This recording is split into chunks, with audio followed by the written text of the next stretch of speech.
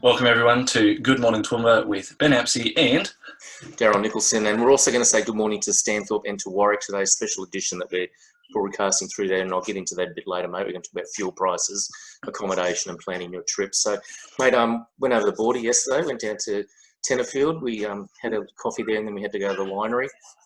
It was easy, as I said, to get across. It was easy into New South Wales. On the way back, we got stopped and there was a corporal, a soldier. He was a corporal, and he wasn't as friendly as the first corporal we got last time, but certainly challenging us in what we were doing. And we had our passes and our licenses, and he was probably trying to work out Stanthorpe, Toowoomba, and I was down here for work. So, but anyhow, all good, got through, and lots of traffic, bit of traffic on the road yesterday, not a lot, but yeah. So for work reasons, it's essential, and that's what we were doing. So yeah, the border at Wallangarra is tight, mate. It is tight. So there you go. Mate, good show yesterday. Justin did well. A few comments raised.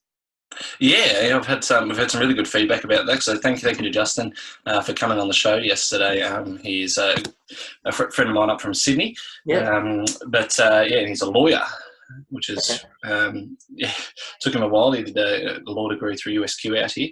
Yeah, really good mate of mine, and it was interesting to hear his thoughts on the city and how that's progressed from someone that hasn't been here for 2 years. So and some really good comments coming through about what we talked about yesterday, and so some Chamber of Commerce friends have sort of commented on there and said, oh, it's really interesting to hear an outsider's thoughts. So yeah, mate, I thought your content was really good yesterday, and what a great topic. And certainly Deb from the Chamber watched it and made some comments. I don't know whether she knows Justin at all, but certainly you and I have made some application to the Chamber, and hopefully we might be doing some work with them in the future. So we'll just see what happens. I'm looking forward to that. So, because the Chamber is really wanting to get that CBD back alive. So I'm looking forward to having some input if they feel I can input and you can input. That's it, yeah. I think our city, it deserves some love. It deserves some TLC. It deserves to be the beating heart of our region, because if the CBD in Toowoomba dies, then the entire region goes with it. So that's right. Exactly. Business confidence in Toowoomba, mate.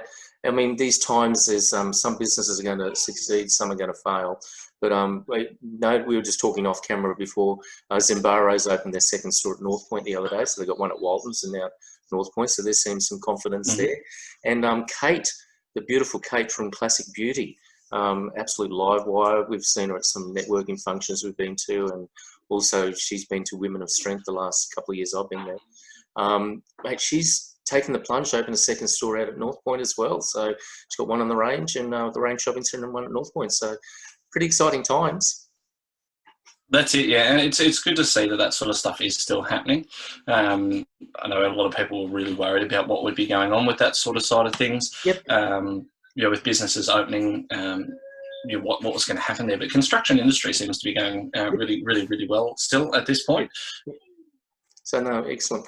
Mate, bit of outrage. Watched Channel 7 News last night and online. The RACQ are demanding, and this is where Stanthorpe's coming into it now in Warwick, and there was a bit of a stink last week in Warwick. Why are the petrol prices 30 cents or more difference from Toowoomba to Warwick and Stanthorpe? So the RACQ are getting really angry now and wanting some answers. And mate, I don't understand either. The fuel must be still coming through at that reduced price. They can't be sitting on old stock.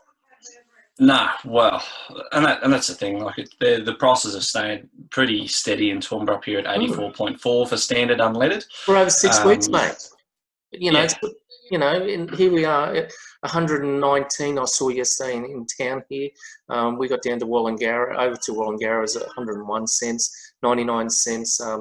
Just outside of Stanthorpe, there's a Liberty service station out there. Independent guy. It just doesn't make sense. So, but anyhow, we'll just see if the RACQ gets some action on that. But we're feeling for you, Stanthorpe and Warwick, and we want you to benefit like Toowoomba does. That's it. And our regional, our neighbours, they deserve the same thing. They deserve to have equal petrol prices. Like it's 45 minutes away. It can't cost an extra 30 cents a litre to get the petrol there. That's surely exactly. And mate, you and I subscribe to the Chronicle, and I get subscriber stuff through. But I want to read a letter from B. Walsh from Toowoomba, and I'll just read this very quickly. B. Walsh from Toowoomba writes, with a new Toowoomba Regional Council elected, surely it's time for a class action on the water rates covering the water access charge. Initially, the charge was for 1 year. Now, about 10 years later, my water rate notice is in the mail, and he's got it, at $325.10 before the discount.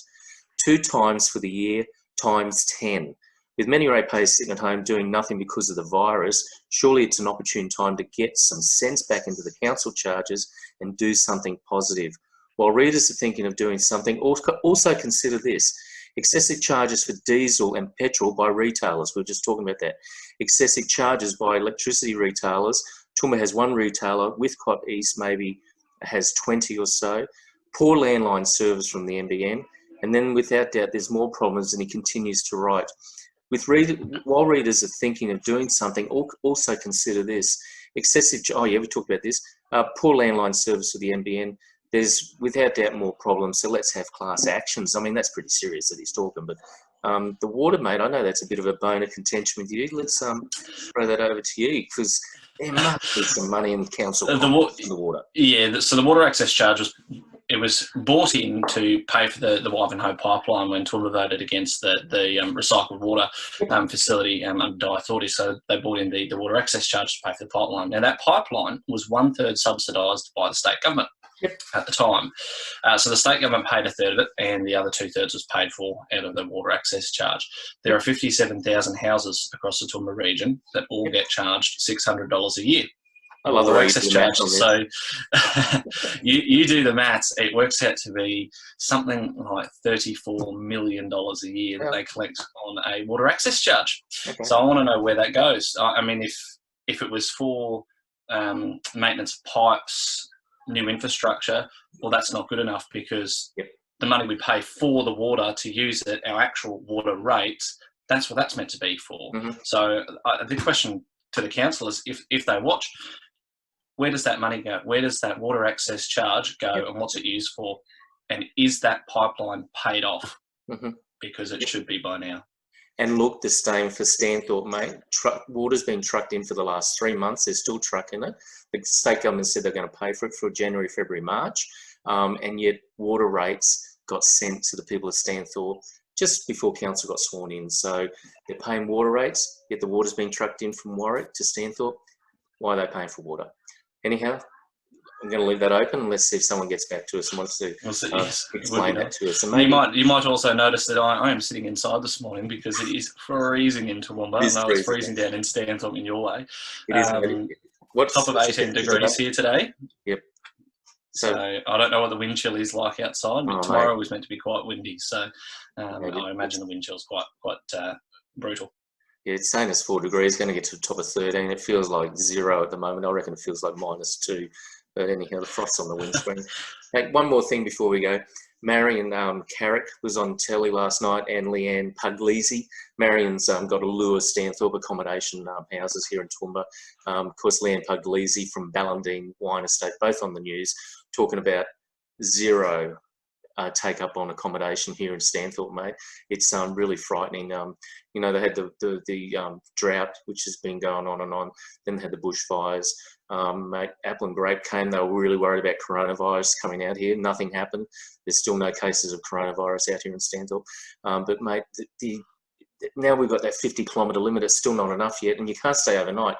But mate, when you are ready, please get your Granite Belt Magazine and start planning your trip. Join the adventure. Join the adventure. Check out Andrew McCarthy Wood and all the team there, and see what journeys they've done on road trips, and start planning now, because if we're good people, ScoMo said, next Friday we might be able to go to a pub. Oh, I'll tell you what, I am very, very keen to be able to go to a pub and get a good palmy. I know the National in Toowoomba CBD, they do a great Hawaiian palmy, and I'm one of those people, I love pineapple on pizzas, but I love pineapple on a palmy as well. Pineapple on a palmy, a bit of gravy. I'm very keen to go and get one of those when I'm allowed to. And I know when you were running for council, we were doing some work and we said, oh, let's go and get a beer and a meal, but we couldn't because everything was closed. So everything was closed at that point. So I'm keen. I've got to catch up with a few people over pub meals from the council election. So I'm very interested. Where will you be visiting first, I think, Daryl? Mate, I want to get back to my favourite place, and that's Fitzy's. That's the spot I love going to, and they're $5 Carlton Golds. I mean, I'm missing them, and the Great Northern Super Crisp, and of course they've got an excellent array of food that I certainly enjoy. Oh, look, they have one of the best cob loaves I have ever eaten. Fitzy's at Home is starting. Watch this space. Brad and the team, Fitzy's at Home. One person said they wanted to get I think a palmy, a 6-pack, and Brad, and they said, well, you can have Brad for free. They'll give you all the piece. So, mate, again, please jump on your website, start planning. If you need a copy of this magazine, the Granite Belt Magazine, let me know. I'm back in town on Monday. I can bring a handful of these. And if you do need help with planning a trip, there's plenty of good local travel agents around the area. So a big shout out to Globetrotters Travel in Margaret Street down in the Toowoomba CBD. So if you need any hand there, talk to Clive, Ann, or Paul. They're really good, and they'll help you out with planning your trip. Otherwise, join the adventure. So, okay, look, we're going to wrap up. Thanks for the Saturday, mate. I know you've got a lot of work to do. I'm Daryl Nicholson from Toowoomba 4350 TV, Warwick 4370 TV, and Stanthorpe 4380 TV. More than just those codes. They're all about community. And thank you very much for joining us with Good Morning Toowoomba. I'm Ben Apsey and Daryl Nicholson.